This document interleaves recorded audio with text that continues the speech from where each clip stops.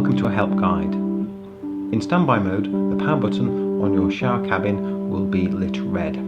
Press this button and hold it for a second or two until you hear an audible beep and the button turns blue and the display will illuminate. If we leave the control panel for 30 seconds, it will go into a lock mode. This will be identified by an audible beep heard, and then the lines on the display will start flashing.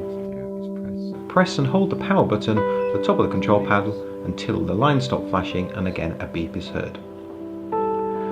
Pressing the light function will activate the ceiling light in your shower and display accordingly.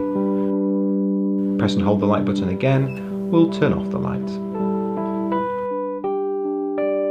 The steam button, once pressed, will activate the steam generator to produce steam inside the shower.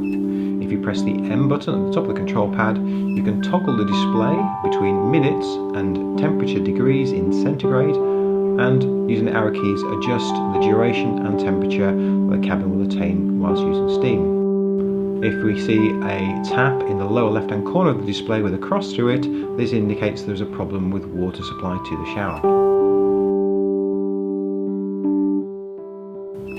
Press and hold the button marked for the fan in the upper right hand corner of the display pad and will activate the fan. Again, pressing the button will deactivate. The ozone button, located in the lower right, once pressed will display a 0 and a 3, the ozone in the control pad, and pressing again will deactivate these.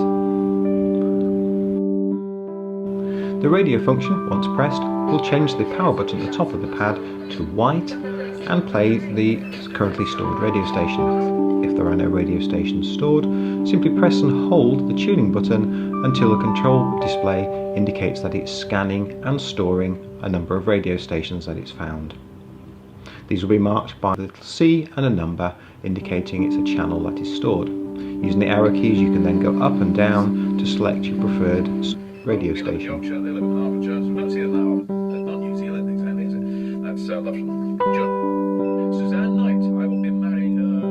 If you wish to fine-tune any of the stored radio stations, simply select the one on the screen using the arrow keys, then press the tuning button and use the arrow keys to fine-tune that radio station.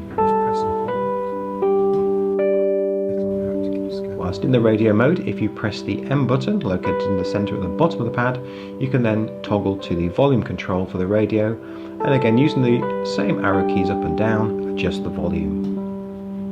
The alarm button is located in the lower left hand corner of the control panel.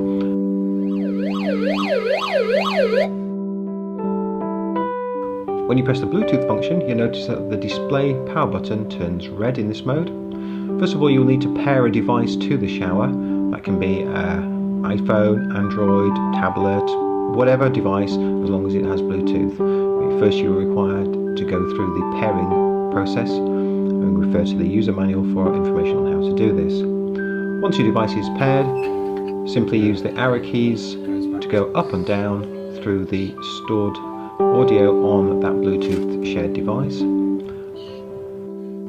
Here we have an iPhone with some music stored, so simply by pressing the arrow up we go to the next track, and again, and it changes on the display, and down takes us back.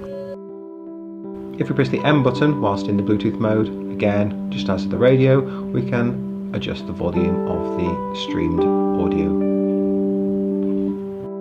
It's worth noting that only one device can be paired with the shower at any one point. For steam showers, there is a front-mounted USB port. Simply rotate the cover around 180 degrees and insert a memory stick or memory card with some audio files stored. Now press the USB button. Again, we'll notice that the power button turns yellow, and in this mode, using the arrow keys up and down allows us to move to the forward and backwards in the track sequence. Again, just like on the radio and the Bluetooth, we press the M button, we can then adjust the volume of the music being played from the USB.